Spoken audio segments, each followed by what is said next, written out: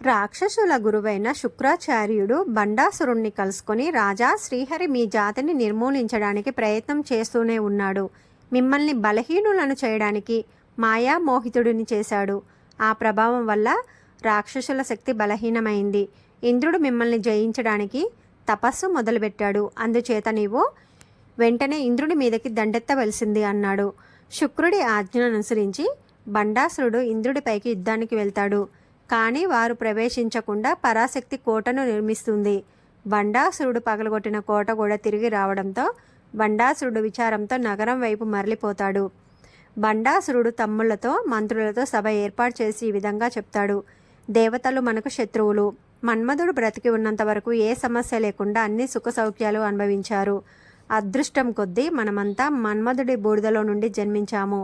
ఇప్పుడు దేవతలందరూ కలిసి మన్మధుడు తిరిగి జన్మించాలని ప్రయత్నిస్తున్నారు. ఈ ప్రయత్నాలు మనం అడ్డుకోవాలి. మనం ఈ రూపాలలో వెళ్తే దేవతలను గెలవలేం కాబట్టి వాయు రూపంలో వారి శరీరాల్లోకి ప్రవేశించాలి. అట్లా వారి శరీరాలను మన ఆధీనంలోకి తెచ్చుకొని కృషింపజేస్తే వారిని అంతం చేయడం అంత కష్టం కాదు. కనుక ముల్లోకాలలోని జీవుల శరీరాలలోకి మనం వాయు రూపంలో చేరుదాము. భండాసురుడి మాటలు విన్న అసుర సైన్యం ఆనందంతో చిందులు తొక్కుతుంది. క్షణం కూడా ఆలస్యం చేయకుండా అక్షౌహిణుల సైన్యంతో కూడా భండాసురుడు వాయు రూపంలోకి మారి దేవలోకపు దేవతల మనసులో ప్రవేశించి వారి మానసిక శక్తిని హరించి ఒకరి మీద ఒకరికి ప్రేమ నశించి కోపం వచ్చేలా చేస్తాడు.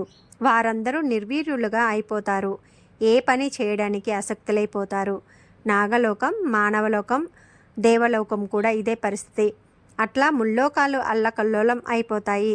స్వర్గలోకంలో బ్రహ్మతో సహా అందరూ దేవతలు జరుగుతున్న పరిణామాలకు ఆందోళన చెంది శ్రీహరి వద్దకు వెళ్తారు. శ్రీహరి ఆ సమయంలో కళ్ళు మూసుకొని సుసప్తావస్థలో ఉన్నట్లు కనిపిస్తాడు. దేవతలందరూ స్తోత్ర పాఠాలు చేసిన కొంత తడువుకు ఆయన కళ్ళు తెరుస్తాడు.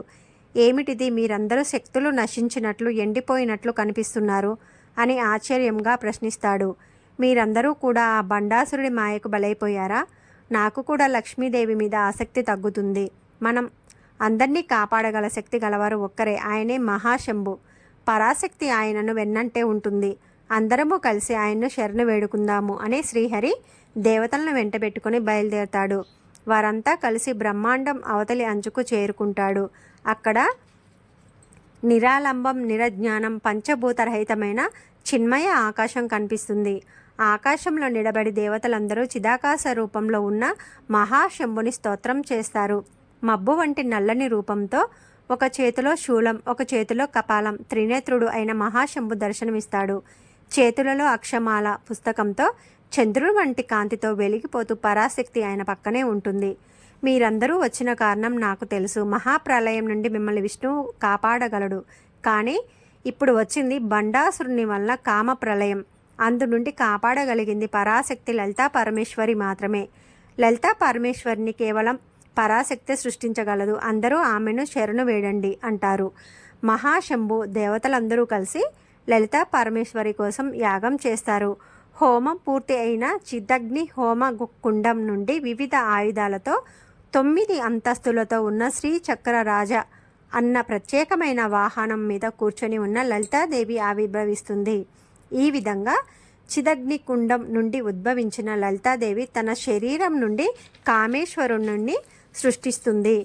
ఇక్షుధనస్సు, పంచబాణాలు, పాశం, అంకుశం అన్న 4 ఆయుధాలను చేతులతో ధరించి చతుర్బాహు సమన్విత అవుతుంది. ఉదయిస్తున్న సూర్యునిలాగా ఎర్రని కాంతితో నిత్య షోడశికారూప, నిరంతరం 16 ఏళ్ల వయసులో ఉన్న అందం, రూపలావణ్యంతో ఉంటుంది. ఆమె శరీరంలోని అంగాంగాల నుండి వివిధ దేవతామూర్తులు ఉద్భవిస్తారు. ఈ అపురూప దృశ్యం కనురారా చూసిన ఇంద్రాది దేవతలు పరమానంద భరితులై తల్లికి నమస్కారం చేస్తారు.